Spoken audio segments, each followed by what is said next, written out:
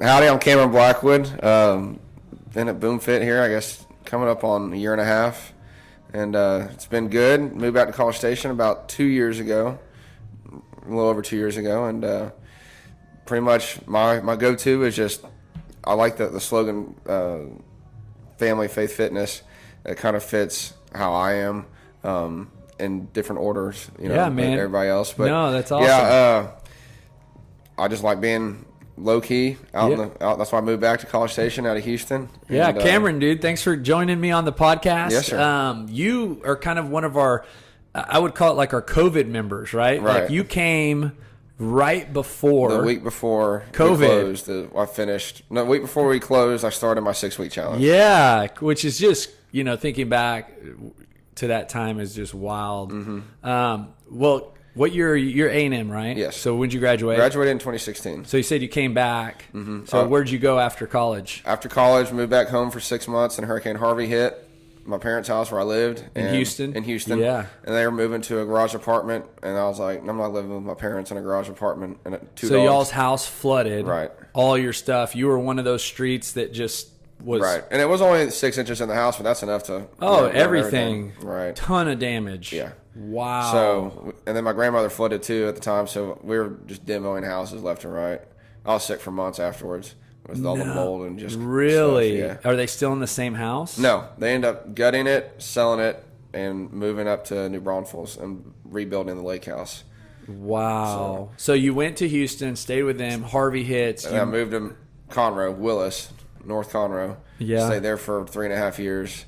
But all my projects I was currently working on were in College Station, so I was still in College Station 3 days a week. Yeah, construction. Construction. Okay. And then after what was your major at A&M? Agriculture economics. So what led you into construction? I loved working my hands, and in school I was kind of like, this is what I want to do. But at the time I needed to graduate on time. Yeah. So I didn't want to. Construction science weeded me out, man. They're tough. And they got me in the first year. Yeah. So I ended up kind of taking a little victory lap and just wanted to get out of school. But during the summers and during the school year, I would always work manual labor for different construction companies in town. And so I was trying to build my resume with experience. So for you, in your opinion, having that desire to get your hands dirty, is that more important than the construction science degree? Or Absolutely. It is? Oh. And you're in the industry, so Right. you know. Right. So there's a lot to be said for experience. Yeah. And willingness to get your hands dirty. Yeah. Willingness to, pick up the shovel. Yeah.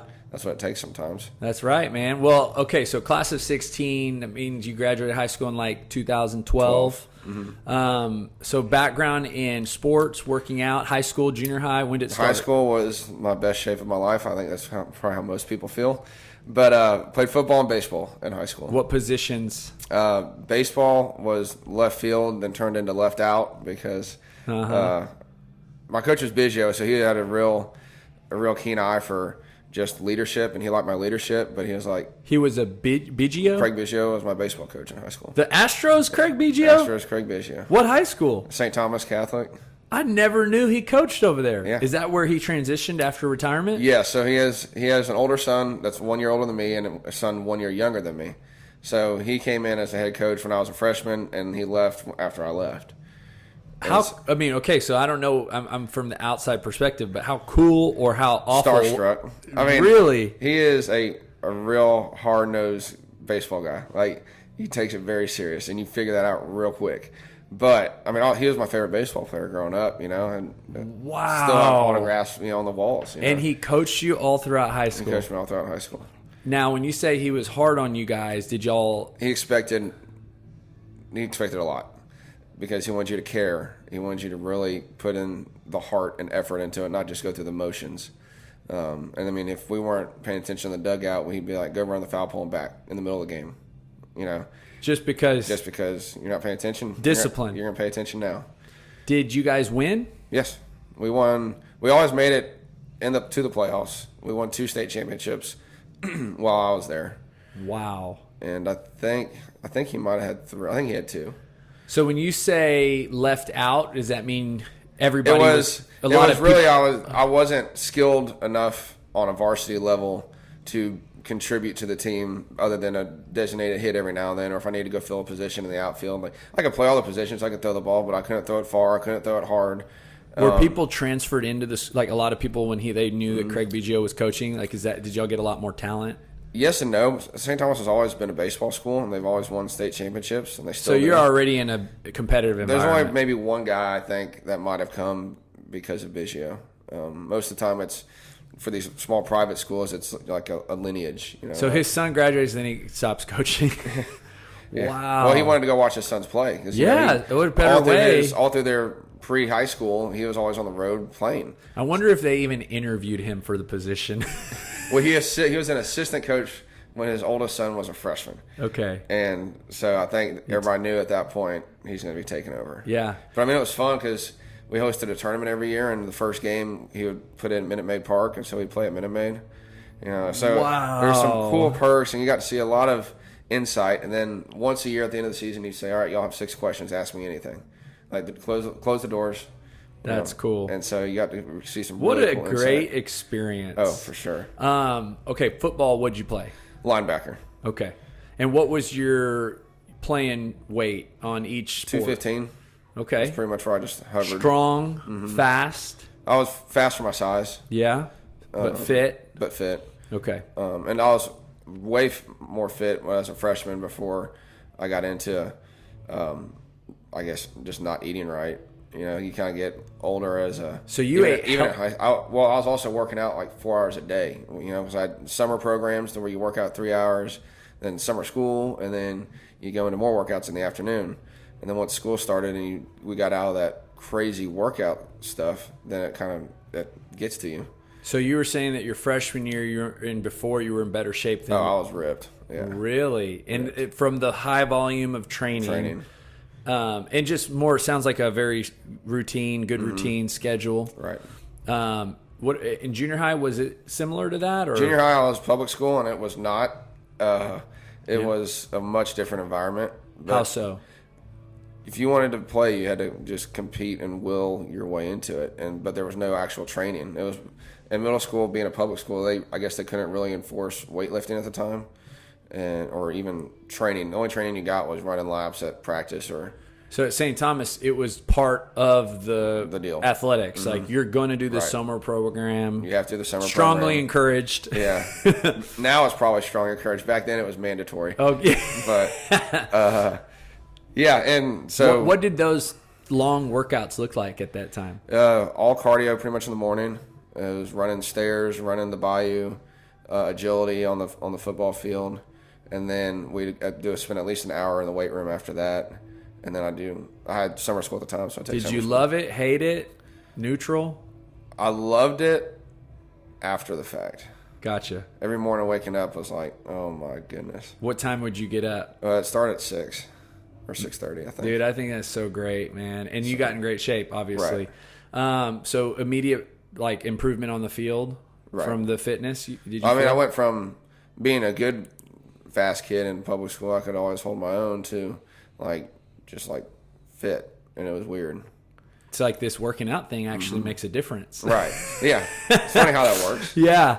Funny how that works. And then, okay, so I'm curious how you transitioned into less fitness as you kind of got older in sophomore year. Complacency. Can you expand on that? Yeah. So, in sports, at least for me, I hit a stage where I was always A&M or bust, or A&M Galveston. I was never going to go anywhere else. So if I couldn't play football there, fine, I'll be a student. So probably about junior year, when you realize, all right, here's my talent level, let's be real, I'm not going to be able to play for A&M. My talent level's not there. You kind of just start going through the motions. And, weightlifting, you get in the competitions that you used to get into with your buddies because you're doing it out of required by the coach instead of you're wanting checking to get a better. box. Right. And I think that's what really led to most of it. So by your senior year, how would you define your health, fitness, shape? Still in good shape because you're still running and lifting weights, but you're going through the motions, right? Yeah. So it's kind of just you're in shape, but you're still not in your best. Is that when your senior year, when you graduated, were you weighing about 215? About 215, 220. if at the time, I don't know if you did this, but what would you guess your body fat percentage would be at that? I have no idea. Yeah, no idea. Well, okay, what happened after high school? After high school, college, and beer and tailgates and No 3 or 4 hour workouts. no workouts whatsoever. The only workout was walking to class. Yeah. Yeah, that hit quick. Oh, so And, when did you feel like, was it immediate? Like, did you gain 15, 20? I'm sure I didn't even pay attention to it. Yeah. And even through sophomore year, I didn't pay much attention to it. Yeah. And then Dad took a picture of me one time when I wasn't paying attention. He's like, "This was you 2 years ago. This is you now." He's like, "Get it together." Really? Yeah. And I was like, "Dang!" Like, because you don't realize looking in the mirror every day, you don't see it. But if you like do contrasting pictures, so I was like, "Dang!" Like that is pretty bad. Yep. And so I made a conscious effort at that point. That's why I started here for the 3 months originally that I was here. But I didn't get in great shape, but I made a little more conscious effort to at least dress nicer, dress cleaner, kind of clean myself up a This little would have bit. been your junior year? Junior year is yep. when the kind of starting to clean myself up Yeah. happened. Yeah, and you came here back then, long time ago. Right. I mean, we were same building, same location. Everything is a little different. Yeah, It's a little. That's right. I always tell people it's so cool too, because having people that have come, left, and then come back, because just like anything, we're constantly trying to grow and Right. evolve. And so, in that season, would you say you were consistent? No, I mean I still wasn't on par with any health goals that I wanted to. It was more or less just a conscious. I know that I need to do better. Yeah. I guess it was on my mind. So you Even though cleaned I up a little I didn't bit. really act much on it, but in my mind I knew like, all right, you need to at least clean yourself up. Did you weigh yourself in that time? I mean, probably for physicals, and I think the height of it was like 280. 280. Probably Okay. if I had to guesstimate. Somewhere in that. When I started back here, I was at 270. Wow. Just a year and a half ago. Okay, perfect. So giving time frame, we're in 2021. You're kind of referencing back to like 2014, Right. 15 era. 280 was probably and then a year and a half ago, 270. So Right. walk me through what we'll call it 2015, 16 time frame to 2020 COVID, right before COVID that got you here. 5 years of your life. What was that like? It was still complacency for the most part. And then what really kicked it off was probably in 2017. I joined a gym. That was like step one, right? In Conroe? In Conroe. Okay. Like at Anytime Fitness. And it was because I was starting to be in people's weddings. And then you're like, me in suits and big does not look good. Yeah. So then it was starting to become a conscientious effort to do that.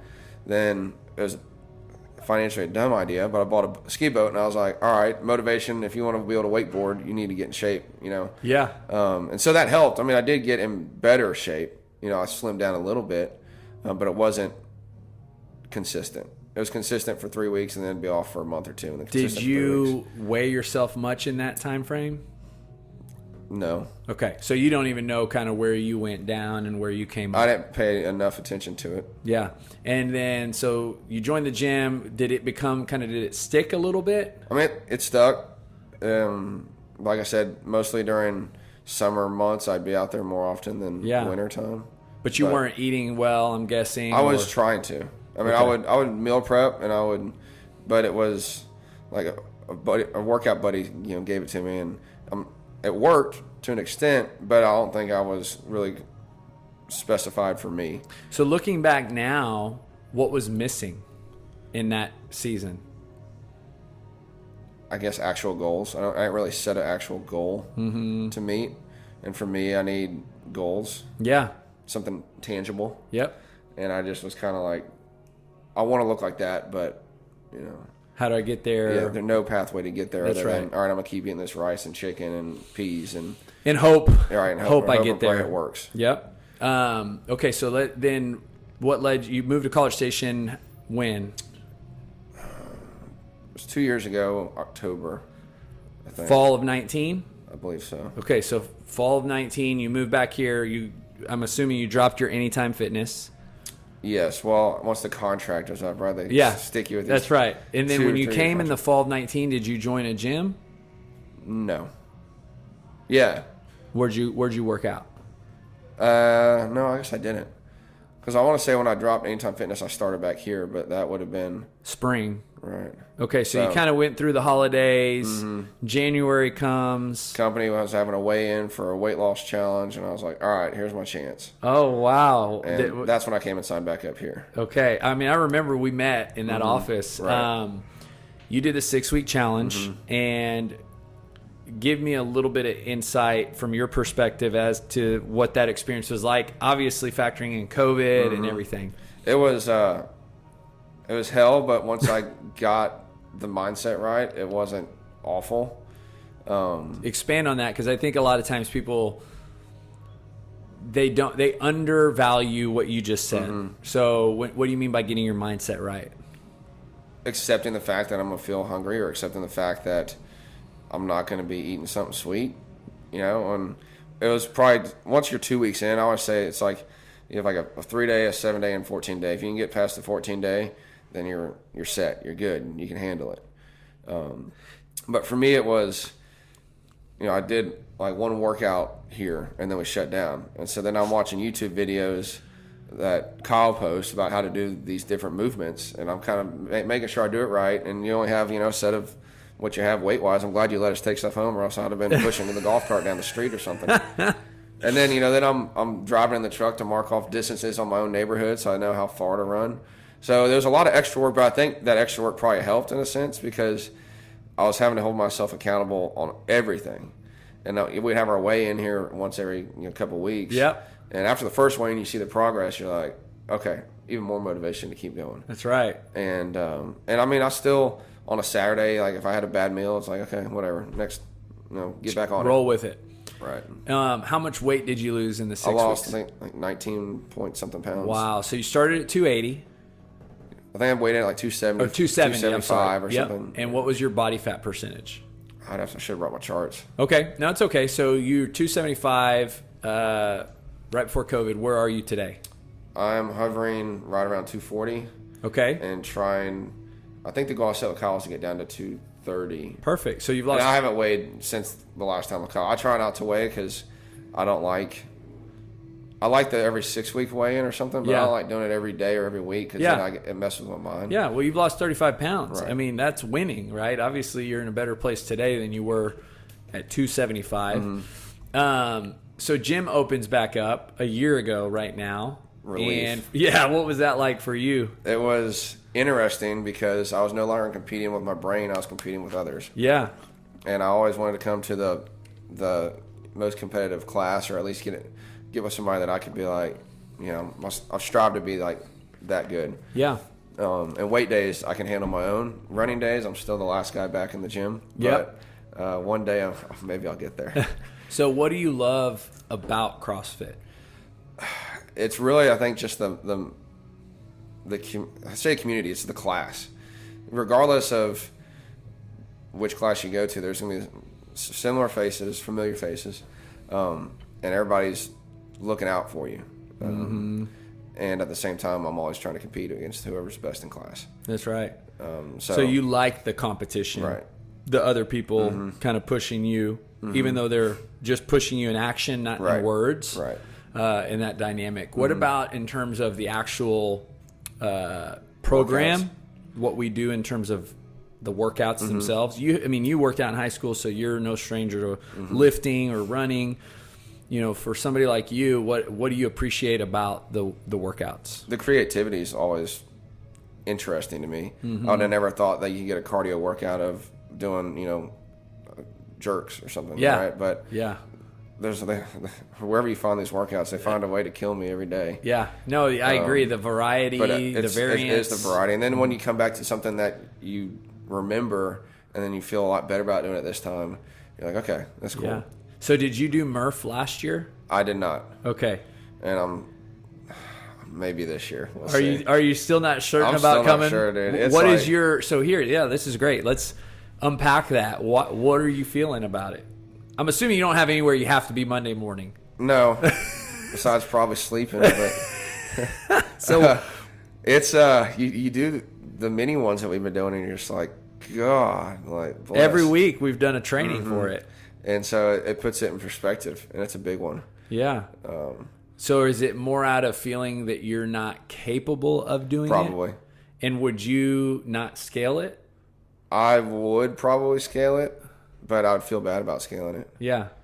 Well, and this is like probably the forever controversy in people's gyms who do Murph is you've got, the only reason, in my opinion, of course, if you're out of town or if you have, but if you're feeling that way is it's our pride, right? Like our pride wants to come here and do the workout as it's written and feel in our pride. And that's not just Murph. It's every day that there's something written that we can't do. Then our pride's like a little bothered by that. And we process that as frustration, and ultimately it prevents growth, right? So pride prevents growth.